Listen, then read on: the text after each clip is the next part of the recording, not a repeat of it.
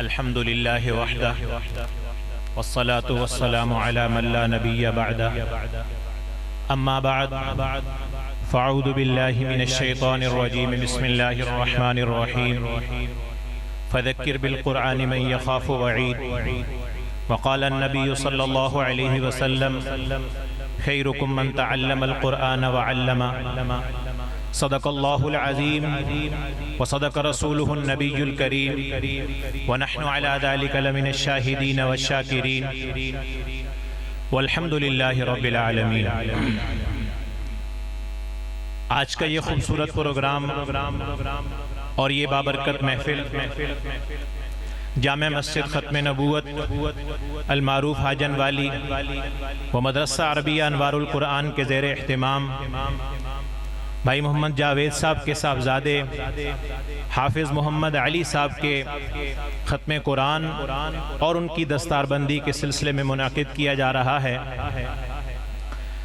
میں اس پروگرام کے روح رواں استاد محترم حضرت مولانا محمد عبداللہ صاحب دامت برکاتہم اور ان کے معاون خصوصی قاری محمد آصف صاحب، قاری محمد خدا بخش صاحب اور دیگر حضرات جنہوں نے اس پروگرام کے منعقد کرنے میں کوششیں کی ہیں، ان کو خراج تحسین پیش کرتا ہوں۔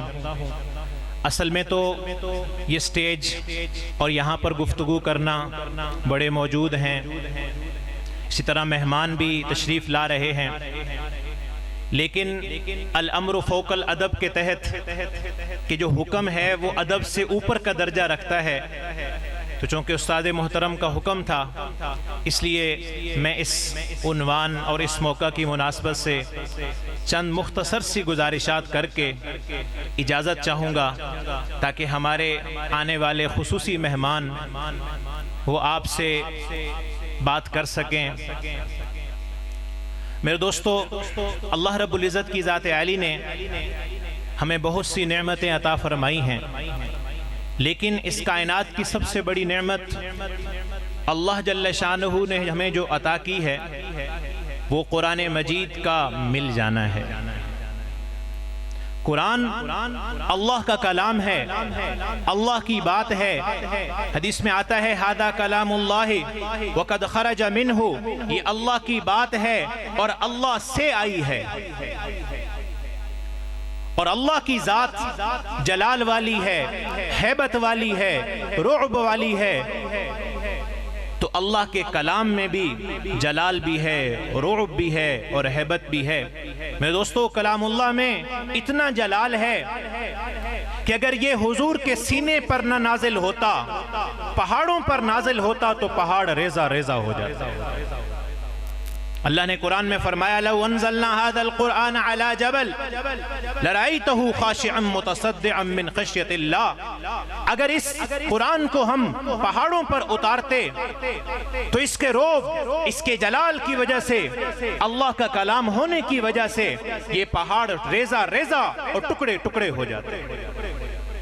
لیکن ایسا نہیں ہوا، اس لیے کہ یہ قرآن میرے اور آپ کے پیارے نبی امام الانبیاء خاتم المرسلین کے سینہ اطہر پر اترا، اور آپ کے سینے میں وہ طاقت، وہ قوت اور وہ برداشت ہے جو پہاڑوں کے اندر بھی نہیں ہے۔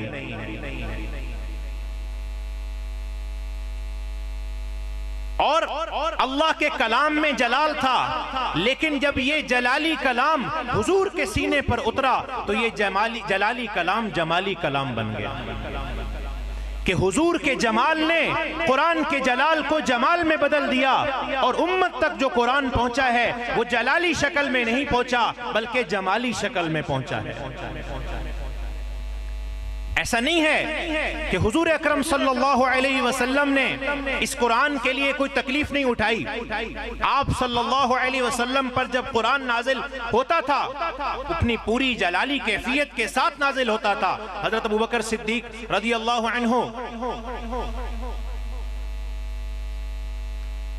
فرماتے ہیں کہ حضور صلی اللہ علیہ وسلم پر جب وحی نازل ہوتی، بلکہ آپ سے پوچھا حضرت ابوبکر صدیق نے، اے اللہ کے رسول، آپ کے بال میں، داڑھی مبارک میں کچھ بال سفید آگے تھے۔ حضرت ابوبکر نے پوچھا یا رسول اللہ، آپ کے بال سفید ہو رہے.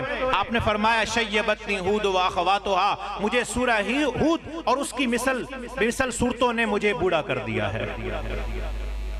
حضرت علی رضی اللہ عنہ فرماتے ہیں کہ ایک موقع پر میری ران پر حضور اکرم صلی اللہ علیہ وسلم کا سر مبارک تھا کہ آپ پر وحی نازل ہونا شروع ہو گئی. حضرت علی فرماتے ہیں کہ اس وحی کے جلال اور رعب کی وجہ سے مجھے ایسا لگ رہا تھا کہ میری ران میرے جسم سے جدا ہو جائے.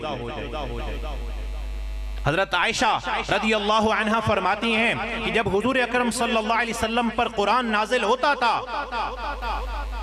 تو اس وقت سخت سردی کی رات میں اور ٹھٹھرنے والی سردی میں حضور اقدس صلی اللہ علیہ وسلم کے جسم اطہر سے پسینہ بہنے لگ جاتا تھا. تو یہ ساری تکلیف حضور اکرم صلی اللہ علیہ وسلم نے خود اٹھائی, لیکن امت تک قرآن کو جمالی شکل میں پہنچایا. اور یہ وہ حضور کا احسان ہے میرے دوستو کہ ہماری قیامت تک آنے والی نسلیں بھی اس احسان کا بدلہ نہیں چکا سکتی.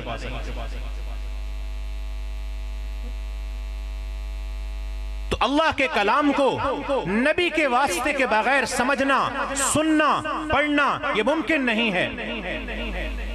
حضور واسطہ بنے اور حضور کا سینہ واسطہ بنا تو پھر یہ قرآن ہمارے لیے شفا بنا. موسیٰ علیہ السلام پر تورات نازل ہوئی, اللہ کے احکامات نازل ہو رہے. بنی اسرائیل نے موسیٰ علیہ السلام سے کہا موسیٰ ہم اللہ کو دیکھنا چاہتے ہیں, اللہ کی بات کو سننا چاہتے ہیں. موسیٰ علیہ السلام نے فرمایا کہ تم اللہ کو نہیں دیکھ سکتے, جو بات اللہ میرے ذریعے سے تم تک پہنچا رہے ہیں اس پر عمل کر لو. ان لوگوں نے اصرار کیا کہ نہیں موسیٰ ہم تو اللہ کو دیکھنا بھی چاہتے ہیں, اللہ کی بات کو براہ راست سننا بھی چاہتے ہیں. 70,000 لوگوں میں سے 70 کو چنا اور اپنا نمائندہ بنا کر حضرت موسیٰ کے ساتھ بھیجا. آپ کوہ طور پر تشریف لے گئے. آپ نے اللہ سے گزارش کی اے اللہ یہ بنی اسرائیل والے یہ ضد کر رہے ہیں کہ آپ کو دیکھنا بھی ہے, آپ کی بات بھی سننی ہے. اللہ نے فرمایا لن ترانی, مجھے نہیں دیکھ سکتے. کہ یا اللہ ان کی ضد ہے. تو اللہ پاک نے فرمایا ٹھیک ہے موسیٰ یہ پہاڑ پر اپنی تجلی ڈالوں گا, اگر ان کی نگاہیں وہاں رک گئیں تو سمجھو انہوں نے اللہ کو دیکھ لیا. اللہ نے اپنی تجلی ڈالی, 70 کے 70 لوگ وہیں پر مر گئے اور موسیٰ علیہ السلام بے ہوش ہو گئے. جب ہوش آیا اٹھے تو دیکھا کہ سارے کے سارے مر چکے ہیں. سمجھ گئے کہ انہوں نے اس حکم کو پورا کرنے میں اس حکم کے لیے ضد کی تھی, اللہ نے منع کیا تھا, اللہ نے ان کو سزا دے دی ہے. اب اللہ سے عرض کرنے لگے اللہ یہ تو نمائندہ بنا کر لایا تھا, اگر یہ بھی مر گئے تو لوگ مانیں گے نہیں, اس لیے آپ ان کو زندہ کر دیجئے. اللہ نے فرمایا موسیٰ اگر تیری چاہت ہے تو میں ان کو زندہ کر دیتا ہوں. اور وہ 70 کے 70 زندہ ہوئے اور واپس جا کر کہا کہ بھائی اسی کی بات سن لو, یہ اللہ کا نبی ہے, اس درمیان سے واسطے کو ختم نہ کرو, تمہارے اندر وہ برداشت نہیں ہے کہ اللہ کی کلام کو سن سکو. یہ واقعہ سنانا مقصود نہیں ہے, مقصد یہ بات ہے کہ نبی کے واسطے کے بغیر اللہ کے کلام کو سننا سمجھنا یہ امت کے بس میں نہیں ہے. لیکن امت محمدیہ کا یہ خاصہ ہے کہ اس نے قرآن کو حضور اکرم صلی اللہ علیہ وسلم کے واسطے سے لیا ہے اور حضور کو بیچ سے ہٹایا نہیں ہے. میرے دوستو بھائیو, ہم مختلف محافل میں شرکت بھی کرتے ہیں, مجلسوں میں بھی جاتے ہیں, لیکن میرے دوستو اصل چیز کیا ہے؟ اصل چیز یہ ہے کہ ان آنے والی مجالس سے کچھ لے کر جانا اور کچھ پلے باندھ کر جانا. اب یہ قرآن کی نسبت سے محفل ہے, مجلس ہے, حضور کی سیرت کے متعلق ہے, تو بھائی ہم اپنی زندگیوں میں اس بات کا عزم کر کے جائیں یہاں سے, آج کا جب پروگرام ختم ہو کہ اپنی زندگی کو حضور کے ساتھ بھی جوڑیں گے, قرآن کے ساتھ بھی جوڑیں گے. تو میرے دوستو قرآن اللہ کی کتاب ہے, اللہ کا کلام ہے اور اس کے کچھ حقوق ہیں. بس میں انہی بنیادی حقوق پر تھوڑی سی بات کر کے میں اجازت لوں گا کہ بحیثیت مسلمان ہم پر قرآن کے کیا حقوق ہیں. بس اس پر تھوڑی سی بات کرنی ہے. اللہ ہم سب کو اس پر آنے کی اور ساری امت کو اس پر لانے کی توفیق عطا فرمائے. قرآن کا سب سے پہلا حق یہ ہے کہ قرآن پر ایمان لایا جائے. قرآن پر ایمان لایا جائے. اور ایمان لانے کا مطلب کیا ہے؟ کہ قرآن کو اللہ کا کلام یقین کرنا کہ ھذا کلام اللہ وقد خرج منہ، یہ اللہ کی بات ہے، اللہ سے آئی ہے. اور اس بات کا ایمان اور پختہ یقین رکھنا کہ یہ کلام، یہ وہ کلام ہے جو اللہ نے خود اللہ سے آیا ہے اور جبریل امین کے واسطے سے حضور اقدس صلی اللہ علیہ وسلم کے قلب اطہر پر اترا ہے اور صحابہ کے واسطے سے امت تک پہنچا ہے. اب قرآن پر ایمان کا مطلب یہ ہے کہ قرآن جو اس وقت ہمارے پاس موجود ہے یہ وہی قرآن ہے جو اللہ نے جس کو پڑھا، یہ وہی قرآن ہے جسے جبریل لے کر آئے، یہ وہی قرآن ہے جو حضور کے سینے پر اترا، یہ وہی قرآن ہے جو حضور سے صحابہ نے لیا اور صحابہ نے امت تک جو قرآن پہنچایا. آج قرآن اسی حالت من وعن موجود ہے. لا یاتیہ الباطل من بین یدیہ ولا من خلفہ. اس قرآن کے اندر کسی قسم کی کوئی کمی نہیں ہے، کوئی بیشی نہیں ہے، کوئی زیادتی نہیں ہے. اس کے اندر جیسا اللہ نے اس کو پڑھا، جیسے جبریل نے اللہ سے لیا، جیسے حضور کے سینے پر اترا اور جیسے صحابہ تک پہنچا، آج بھی قرآن اسی حالت پر موجود ہے. اور کوئی ایسی کتاب نہیں ہے. جتنی بھی پہلی کتابیں گزری ہیں، انجیل ہے، انہوں نے 4 انجیلیں بنا لی ہیں. اناجیل اربعہ کہا جاتا ہے. ایک کو تو چھوڑیے، 4. حضرت مفتی تقی عثمانی صاحب نے واقعہ لکھا ہے کہ یہ 4 بھی ان لوگوں کی بہت ساری انجیلیں تھیں. اب سارے جمع ہوئے اور جمع ہو کر سوچا کہ بھئی اتنی ساری انجیلیں ہیں، یہ تو مناسب نہیں ہے، ہم کسی ایک پر آئیں. اب اس پر ان کا سب کا اتفاق ہوا کہ ایک بند کمرے کے اندر ایک میز کے اوپر ساری انجیلیں جو اس وقت ان کے ہاں مروج تھی ان کو رکھیں گے اور رات کو اس کو تالا لگا کر ہم سارے کے سارے گڑ گڑائیں گے، دعائیں کریں گے. صبح جو انجیل میز پر رکھی ہوگی وہی ہمارے لیے حق ہوگی. اب رات کو ان لوگوں نے ایسا کیا، صبح آئے تو میز پر 4 انجیلیں پڑی ہوئی تھیں. حضرت نے بڑی عجیب بات لکھی ہے. حضرت نے فرمایا کہ 4 انجیلوں پر عمل کر رہے ہیں، لیکن یہ عقل کسی کو نہ آئی کہ آخر چابی بھی تو کسی کے پاس تھی، جس نے آ کر اپنی مرضی کی نیچے کر دی اور اپنی مرضی کی اوپر رکھ دی.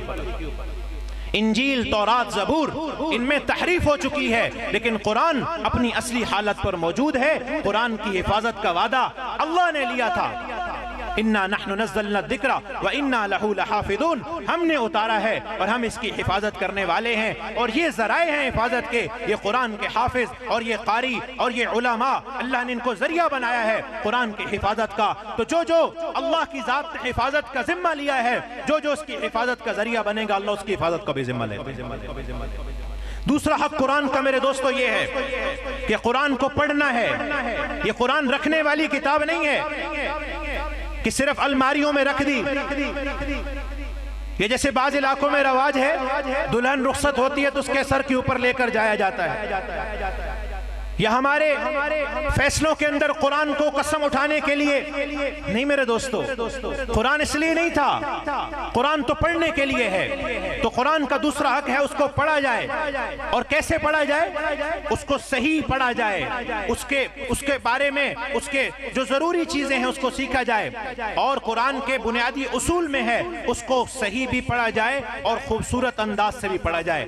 حدیث میں آتا ہے زینوا القرآن باصواتکم، قرآن کو خوبصورت انداز میں پڑھو. زین القرآن باصواتکم، قرآن کو خوبصورت آواز میں پڑھو. فإن الصوت الحسن یزید القرآن حسنا. قرآن پہلے ہی خوبصورت ہے، لیکن جب قرآن کو خوبصورت آواز سے پڑھا جاتا ہے قرآن کا حسن اور بڑھ جاتا ہے.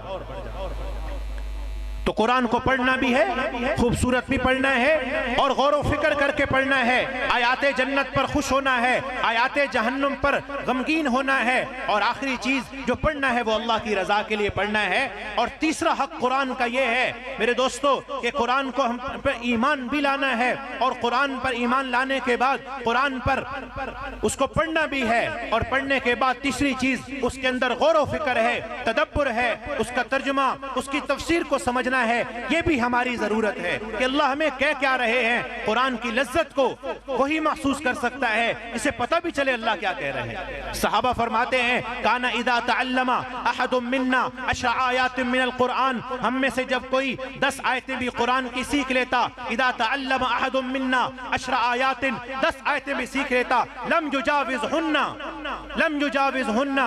حتی، جب تک ہم اس سے آگے نہ بڑھتے تھے، حتی یعرف معانیہن، جب تک اس کے معنی کو نہ جان لیتے۔ چوتھی چیز، قرآن کا چوتھا حق کہ قرآن پر عمل کرنا ہے۔ یہ قرآن عمل کی کتاب ہے۔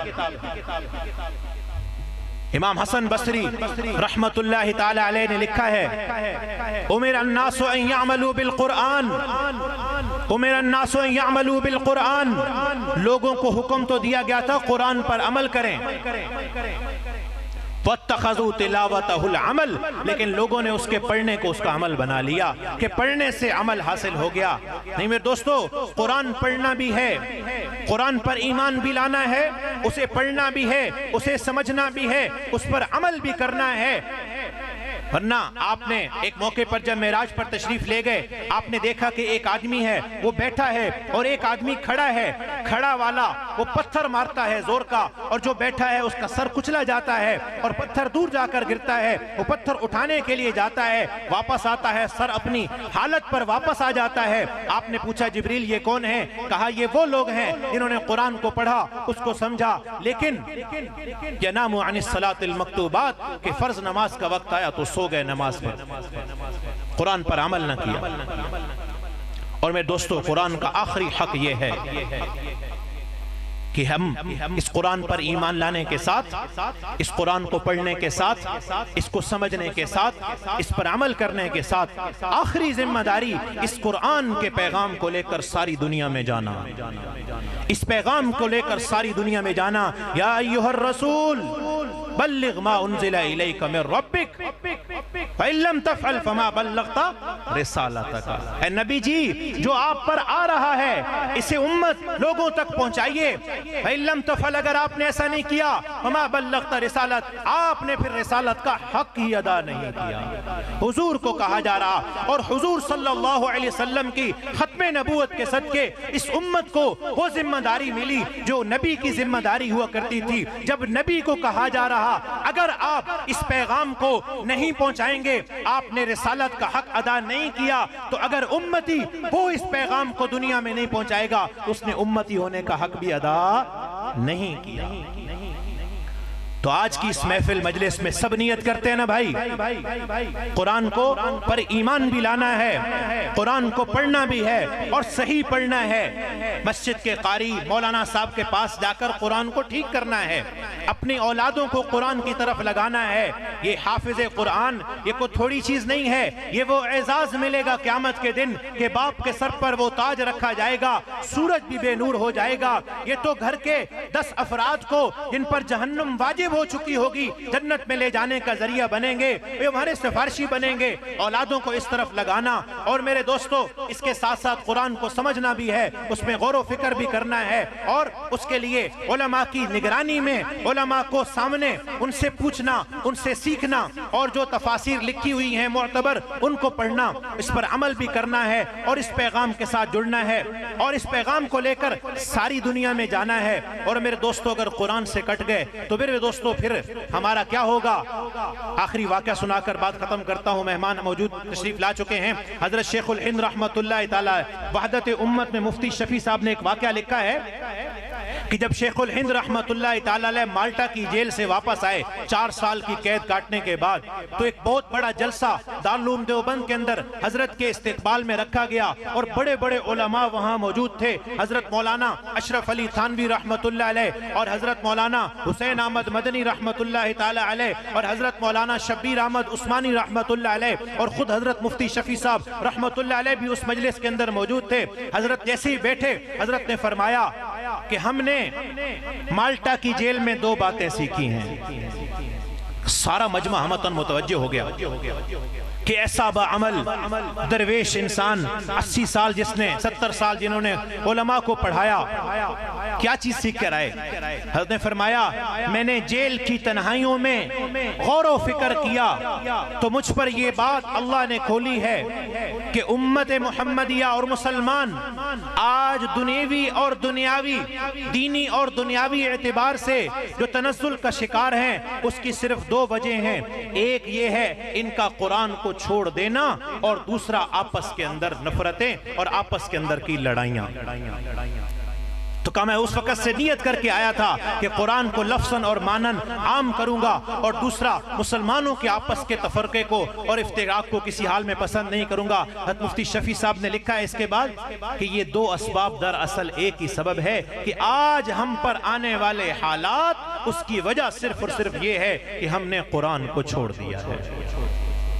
اس لیے میرے بھائیو دوستو بزرگوں قرآن سے بھی جڑنا ہے، صاحب قرآن سے بھی جڑنا ہے اور قرآن کے ساتھ نسبت رکھنے والوں سے بھی جڑنا ہے۔